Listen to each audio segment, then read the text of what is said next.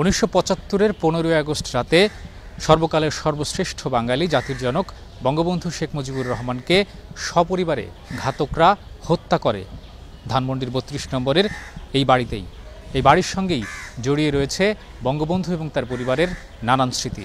এখান থেকেই দেশ পরিচালনায় সব ধরনের রাজনৈতিক সিদ্ধান্ত নিতেন বঙ্গবন্ধু। একতলায় জাদুঘরটির প্রথম কক্ষে ছবির মাধ্যমে ইতিহাস তুলে ধরা হয়েছে। বাড়িতে ঢুকলেই চোখে পড়বে একটি অভ্যর্থনা কক্ষ। এর পাশের কক্ষটি ছিল শেখ মুজিবুর রহমানের পড়ার ঘর। এখান থেকেই ৭১ সালে স্বাধীনতার ঘোষণাপত্র পাঠিয়েছিলেন বঙ্গবন্ধু। নিচতলায় রয়েছে বেগম ফজিলাতুন্নেসা মুজিবের রান্নাঘর।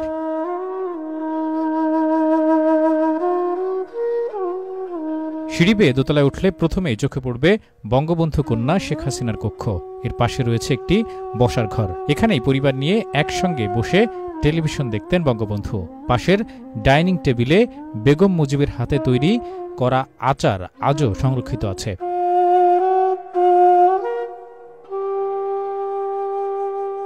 বসার ঘরের পাশেই বঙ্গবন্ধুর শোবার ঘর।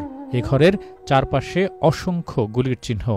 ৭৫-এর 15ই আগস্ট ভোরে এ ঘরেই বেগম ফজিলাতুন্নেসা মুজিব, বঙ্গবন্ধুর মেজ ছেলে শেখ জামাল, কনিষ্ঠ পুত্র শেখ রাসেল এবং শেখ কামাল ও শেখ জামালের 2 নববধূ সুলতানা কামাল ও রোজি জামালের মরদেহ পড়েছিল।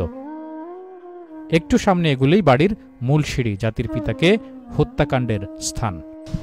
1975-এর 15ই আগস্ট রাতে ঘাতকরা জাতির জনককে হত্যা করে ঠিক এই সিঁড়ির গোড়ায়। এখানেই পড়েছিলেন জাতির জনক বঙ্গবন্ধু শেখ মুজিবুর রহমান। গুলির চিহ্নগুলো আজও ধারণ করে আছে সিঁড়ির প্রতিটি স্তর।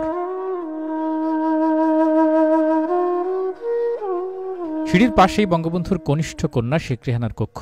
কারাগারে থাকা অবস্থায় এই কোরআন শরীফটি পড়তেন বঙ্গবন্ধু। এ কক্ষেই 15 আগস্ট রাতে ঘাতকদের বুলেটে বিদীর্ণ বঙ্গবন্ধুর পাজামা, শেখ রাসেলের শার্ট সংরক্ষিত।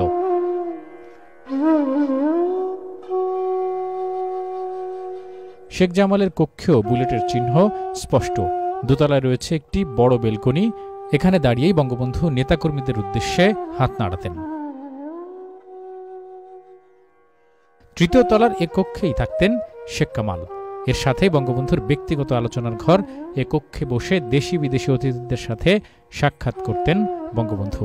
৭৫-এ বঙ্গবন্ধুকে সপরিবারে হত্যার পর থেকে 1981 সাল পর্যন্ত এ বাড়িটি সিলগালা করে রাখা হয়। পরে বঙ্গবন্ধু কন্যা শেখ হাসিনা দেশে ফিরে ঐতিহাসিক এ বাড়িটিকে জাদুঘরে রূপান্তরের উদ্যোগ নেন। জাদুঘরটি উদ্বোধন করা হয় 1994 সালের 14ই August. Kazi Imdad, channel I, Dhaka.